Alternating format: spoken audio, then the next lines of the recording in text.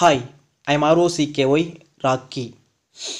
இங்கே பல பேர் பகல் கனவு அப்படின்ற ஒரு விஷயத்தில் சிக்கி தவிக்கிறாங்க. பகல் கனவு அப்படின்றது எவ்வளோ மோசமானது அப்படின்னு இங்கே நிறைய பேர்த்துக்கு புரியறதில்ல. இதை பார்த்துட்ருக்கிற நீங்கள் கூட பகல் கனவில் மூழ்கி இருப்பீங்க. இது அவ்வப்போதும் நடக்கலாம், அல்லது டெய்லியும் நடக்கலாம், அல்லது மணிக்கு ஒரு முறை நீங்கள் பகல் கனவில் மூழ்கலாம். ஆனால் இந்த பகல் கனவு அப்படின்றது நம்மளுடைய வாழ்க்கையவே நாசம் பண்ணிடும் அப்படின்றத நீங்கள் தெரிஞ்சுக்கிங்க. உங்களுடைய நேரங்களை முழுவதுமாக அது உறிஞ்சிரும். பகல் கனவு முதல்ல ஆரம்பிக்கிறது சின்னதாக ஒரு குண்டூசி அளவில் தான் இருக்கும். அதுக்கப்புறம் பெரிய கடப்பாறை சைஸுக்கு அது வளர்ந்து நிற்கும். சின்ன பொருளாக ஒரு பிஞ்சாக அது ஆரம்பித்து அது நேரம் அதிகமாக உறிஞ்சி பெரிய அளவில் கனவு காண வைக்கும். நீங்கள் முதல்ல ஆரம்பிக்கும்போது ஒரு வினாடியில் இல்லை 5 வினாடி 10 வினாடியில் ஆரம்பிக்கும் அந்த பகல் கனவு அப்படின்றது. நாளாக 3 மணி நேரம் 4 மணி நேரம் கூட சுய சிந்தனைகள் இல்லாமல், சுய நினைவு இல்லாமல் பகல் கனவிலே மூழ்கி இருக்கிற நபர்களெல்லாம் நம்ம பார்க்க முடியும். ஸோ அந்த பகல் கனவு அப்படின்றது உங்களை எப்போவுமே ஆக்கிரமிக்கக்கூடாது. சரி, என்ன பண்ணணும் அப்படின்னா, உங்களுடைய நடவடிக்கைகளை நீங்கள் அப்பப்போ சோதித்து பார்க்கணும். நல்லா திட்டமிட்டு தான் நீங்கள் செயல்படுறீங்களா அப்படின்றத உறுதிப்படுத்திக்கணும். ஏனா தானோ அப்படின்னு திரியிற திசையெல்லாம் நீங்கள் திரியக்கூடாது. எந்த திசை கிடைக்குதோ அதெல்லாம் போய் மேயக்கூடாது, அதில் போய் நடக்கக்கூடாது. ஏனா தானோ ஒரு தெனாவுட்டாக நீங்கள் நடக்கக்கூடாது. இந்த பகல் கனவு காண்றது நம்மளுடைய உள்ளத்தை நலிவடைய வச்சிரும், நம்மளை பலவீனமாக காட்டிடும். பகல் கனவு நீங்கள் கண்டீங்க அப்படின்னாவே நீங்கள் பலவீனமான ஆள் அப்படின்றது நீங்களே உணர்ந்துங்க. உங்களுடைய ஆழ்மனம் கட்டுப்பாடு இல்லாமல் போய் அதுவே உங்களை கட்டுப்படுத்த ஆரம்பிச்சிடும். நீங்கள் பகல் கனவு கண்டுகிட்டே இருந்தீங்கன்னா உங்களுடைய ஆழ்மனமே உங்களுடைய கட்டுக்குள்ளே இருக்காது. அது உங்களை கட்டுப்படுத்தி உங்களை அடிமையை மாற்றிடும்.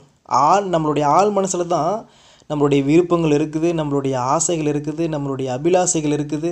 அதெல்லாம் அங்கே தான் உறைஞ்சி கிடக்குது.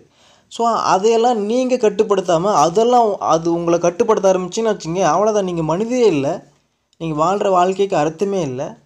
உங்களுடைய முழு நினைவுகள் கொண்ட மனம் எப்போவுமே வீரியமாக செயல்பட்டுகிட்டே இருக்கணும். அது என்றைக்குமே எப்போவுமே அது பூரணமான அந்த பிரக்ஞை அப்படின்னு சொல்லுவாங்க இல்லையா, அந்த பிரக்ஞையோடு அவங்க மனம் செயல்பட்டுகிட்டே இருக்கணும். அப்படி செயல்பட்டுகிட்டே இருக்கும்போது பகல் கனவு அப்படின்ற ஒரு விஷயம் உங்கள்கிட்ட இறங்காது. அது உங்கள்கிட்ட அண்டவே அண்டாது. உங்களை பார்த்து அது தெரிச்சு ஓடும். ஒரு தலைவன் அப்படின்ற நிலைக்கு எந்த ஒரு பாதிப்பும் வராமல் சேவகனாக அந்த ஆள் மனசை நம்ம பயன்படுத்தணும்.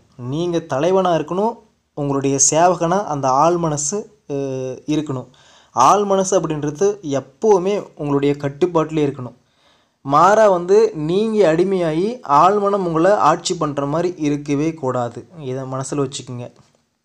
எந்த வித ஆக்கவனையும் இல்லாமல் நீங்கள் பகற்கனவு கண்டுக்கிட்டு அலைப்பாஞ்சிட்டே இருந்தீங்கன்னா உங்களுடைய ஆழ்மனம் முழுமையாக பிரக்ஞை இல்லாத ஒரு மனநிலையாக மாறிடும்.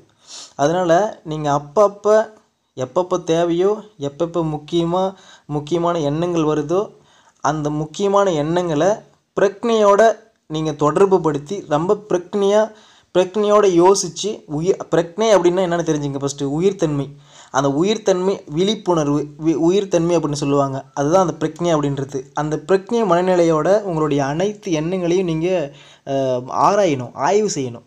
அதுக்கு பின்னாடி தான் அந்த எண்ணங்களுக்கு ஏற்ற மாதிரி நீங்கள் செயல்படணும். நம்ம பெரும்பாலும் நம்மளுடைய வாழ்க்கையில் பெரும் பகுதியை தேவையில்லாமல் பகல் கனவு காண்றதுல நம்ம கழிக்கிறோம். கணிசமான வாழ்க்கையோட பகுதியே வீணடிக்கப்படுது.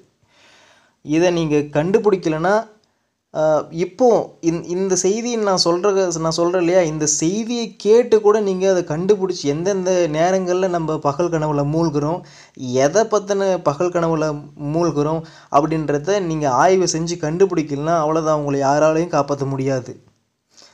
இது உங்களுக்கு நான் சொல்கிறப்ப உங்களுக்கு உணர்தல் ஏற்படலாம்.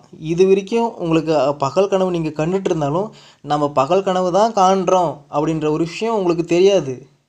ஏன்னா, அது காண காண உங்கள் மனசுக்கு வந்து சுகம். என்ன சொல்கிறது, மனசோட அரிப்பை உங்களுடைய பகல் கனவு மூலமாக உங்களுடைய மனசை வந்து தீர்த்துக்குது. நான் என்ன சொல்ல வரேன் அப்படின்னா, உங்களுடைய மனசை நீங்கள் சந்தேகப்படுங்க. உங்களுடைய மனசு என்னென்ன கற்பனை பண்ணுதோ அது எல்லாமே உங்கள் வாழ்க்கைக்கு பயன்படும் அப்படின்ற ஒரு எண்ணத்தை வந்து விடுங்க. அந்த ஒரு மயக்கத்தை விடுங்க. உங்கள் மனசு வந்து உங்களை நல்ல வழிக்கு தான் கூட்டிகிட்டு போகுது அப்படின்றது எந்த ஒரு உத்தரவாதமும் கிடையாது. ஸோ அதனால் உங்கள் மனசை வந்து சந்தேகப்படாமல் மனம் போன போக்கில் எல்லாம் போகக்கூடாது. அது எந்தெந்த பாதையில் இழுத்துன்னு போதோ அதெல்லாம் போகக்கூடாது. உங்களுடைய மனசு இந்த பகல் கனவு கண்டு ஒரு தவறான வழியில் உங்களை இழுத்துட்டு போகும்போது உங்களுடைய ஆற்றல் வந்து எவ்வளோ வீணடிக்கப்படுது தெரியுமா? உங்களுடைய சக்திகள் எவ்வளோ விரயமாகுது தெரியுமா? அந்த சக்தியெல்லாம் ஒரு உபயோகமான ஒரு செயல்பாட்டில் நீங்கள் செலுத்துனீங்கன்னா நீங்கள் எங்கேயே போயிடுவீங்க. எவ்வளோ சக்ஸஸ் உங்கள் வாழ்க்கையில் பார்க்க முடியும். அதுக்கு எல்லாம் தடையாக இருக்கிறது உங்களுடைய மனசு. உங்களுடைய மனசு நீங்கள் எந்த சூழ்நிலைகளில் இருக்கிறீங்களோ அந்த சூழ்நிலைகளை உள்வாங்கினாலும் தவறானதை சீக்கிரமாக நம்மளுடைய மனசை வந்து உள்வாங்கிடுது. அப்படி உள்வாங்க நீங்கள் விட்டுட்டிங்கன்னா, அந்த தவறானதை மனசு உள்வாங்க விட்டுட்டிங்கன்னா, ஒரு முறை விட்டுட்டிங்கன்னா அதே பழக்கம் வந்து மனசு பழகிக்குது. அப்போ அதை சுற்றி இன்னொரு தவறான சூழலை உள்வாங்குது, இன்னொரு தவறான சூழலை உள்வாங்குது. இப்படி அதிகமான தவறான சூழ்நிலைகளை உள்ளே வாங்கி வாங்கி வாங்கி உங்களை ஒரு பாதையில் அழைச்சிட்டு போகும். அந்த பாதையில் நீங்கள் போகிற பாதை சரியான பாதை தான் அப்படின்னு நீங்கள் நினச்சிட்டு இருப்பீங்க. ஆனால் அது தவறான பாதை. போய் எங்கன்னா ஒரு முட்டு சந்தில் முட்டிக்கின பின்னாடி தான் நீங்கள் திரும்பி பார்ப்பீங்க, அடடா நம்மளை இந்த மாதிரி நிலைமைக்கு இழுத்துட்டு வந்துருச்சு நம்மளுடைய மனசு அப்படின்றது அப்போ தான் தெரியும். ஆனால் சில பேர் அப்பயும் கண்டுபிடிக்கிறதில்ல. ஏன்னா நம்மளுடைய மனசை கூட்டிகிட்டு போய் ஏதாவது ஒரு தப்பில் மாட்டி விட்டுரும்.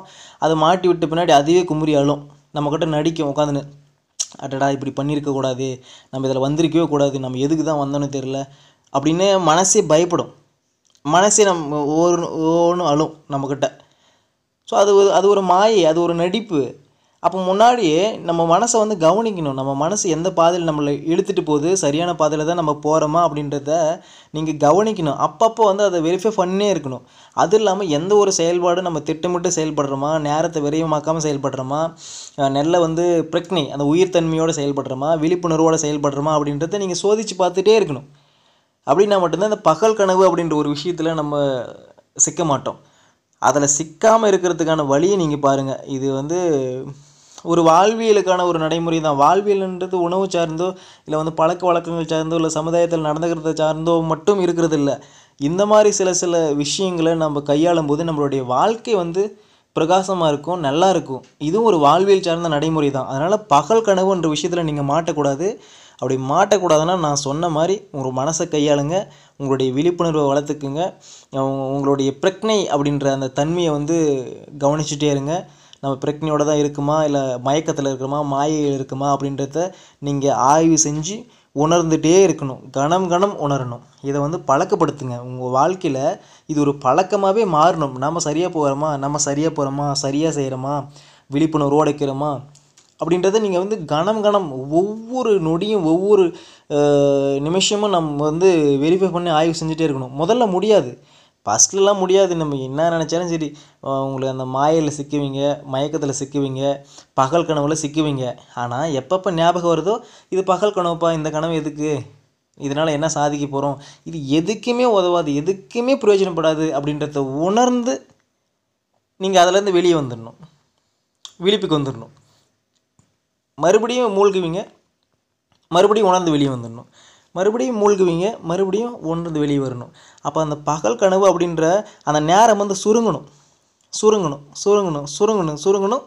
ஒரு நேரத்தில் அது இல்லாமையே போயிடணும். ஸோ இதுதான் நான் சொல்ல வரது. கவனித்து நடந்துக்கங்க. பகல் கனவு காணாதீங்க. அது வந்து நம்மளுடைய வாழ்க்கையில் பெருவாரியான நேரங்களை தின்னுது, சாப்பிட்ருது. உங்களுடைய வாழ்க்கையவே உங்கள் கொண்டு பிடுங்கி அதை சாப்பிட்டு செரித்து வெளியே கிடாசிடுது. ஸோ அதனால் நிறைய பாதிப்பு தான். பகல் கனவு வேண்டவே வேண்டாம். கவனித்து நடந்துக்குங்க, விழிப்புணர்வோடு நடங்க. நன்றி.